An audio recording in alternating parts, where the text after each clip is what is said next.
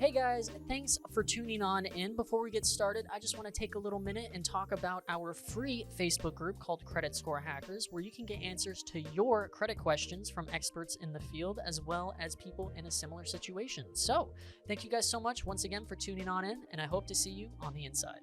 Welcome back to the Credit Agents Talk Show. I'm Leslie, and today we're going to be talking about how does rent-to-own homes work.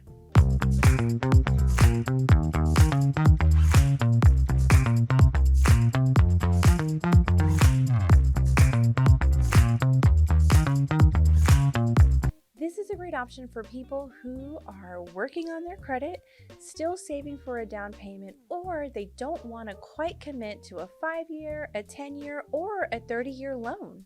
You definitely want to know what type of contract you're getting into before you sign on the dotted line. So let's get into it.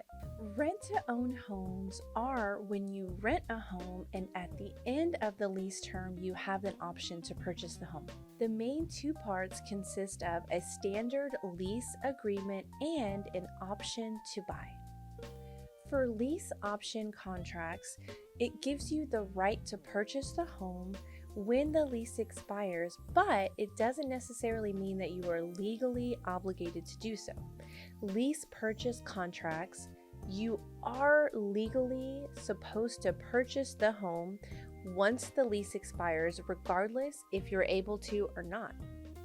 Some rent-to-own contractors are a lot more consumer-friendly than others, so it's so important that you know exactly what you're signing, what you're getting into before doing so. Remember, lease options give you the right to buy, and at the end of the lease, for any reason, if you decide not to, then there's good news. You can walk away without any obligation to continue paying. When dealing with purchase options, you could be legally obligated to purchase the home, whether you can afford it or not. If you don't, you could potentially get sued because it was in your original contract. We understand that this could be so confusing, so my recommendation would be to have a real estate attorney review any contract before you sign off on it. As the buyer, you have to pay the seller a one-time non-refundable upfront fee. This could be called option money, option consideration, or an option fee. The upfront fee is what gives you the option to purchase the home at the end of the lease on the day that you and the seller agree on. The upfront fee also usually ranges between 1 to 5% of the purchase price. Oftentimes it is negotiable and there's no standard fee. Now, before you actually sign something, you need to know how the home's purchase price is determined. And as much as it may not be great to hear, this price is going to be a little bit higher than what the market actually is on that home. You typically will agree on a price when you sign the contract, but other times it's determined when the actual lease does expire. However, buyers typically prefer to lock in this price. This is great because a lot of times home prices are steady on the rise. It could also potentially be bad because there's no going back when you actually decide on a price. So if the market changes and the price goes down lower than what the home is worth, it doesn't matter because you have already agreed upon paying the price. Let's talk about if rent payments go towards and get applied to the purchase of a home. Going back to that initial option fee, typically all or some of that amount can be applied to the initial purchase price if you decide to buy. Now, the real question is, what percentage is going to rent and what percentage is going to the purchase price? Say you pay $1,200 a month in rent for 3 years.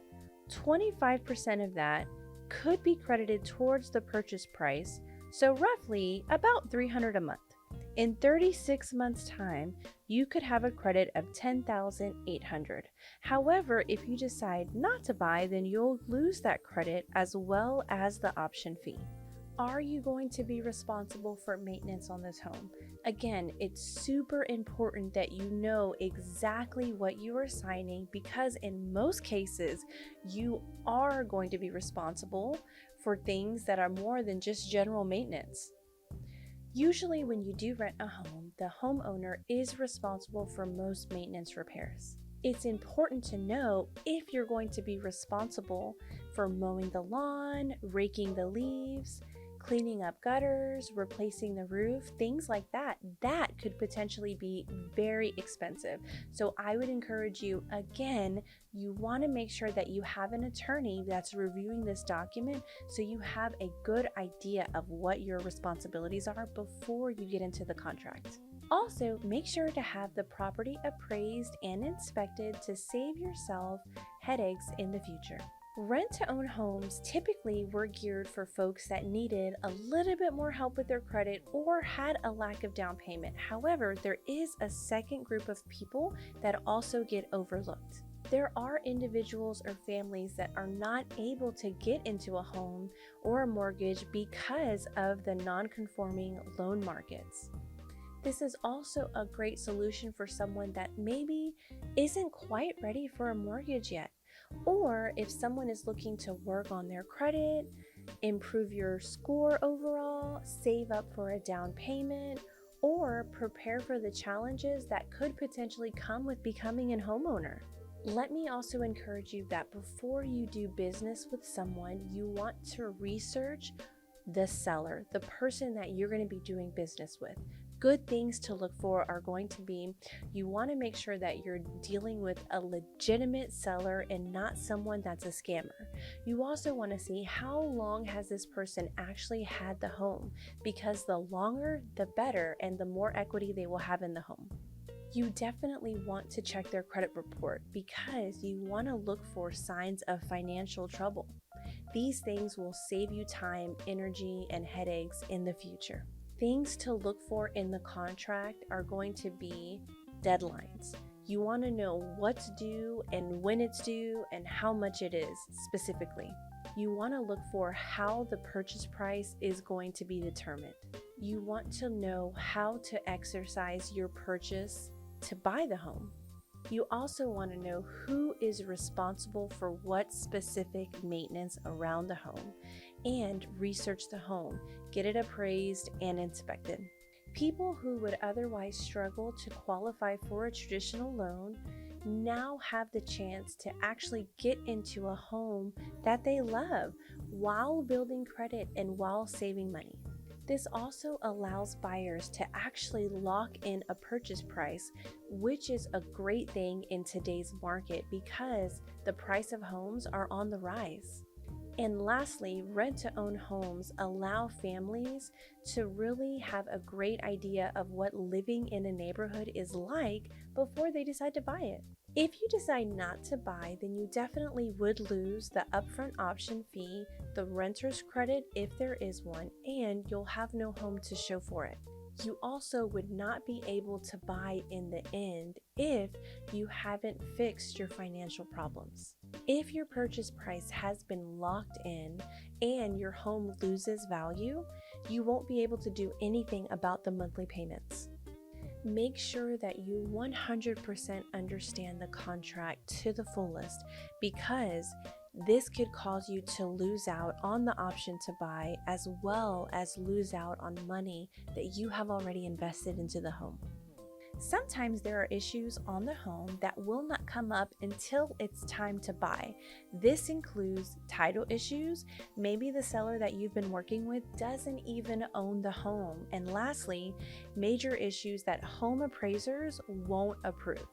Whether you're looking to purchase a home and you just can't right now get into a home traditionally, then a rent-to-own option may be a great fit for you and your family. Just like with any other line of credit, do your research and make sure that you fully understand what you're getting yourself into. Make sure to use this time wisely. Focus on improving your credit score and get serious about saving.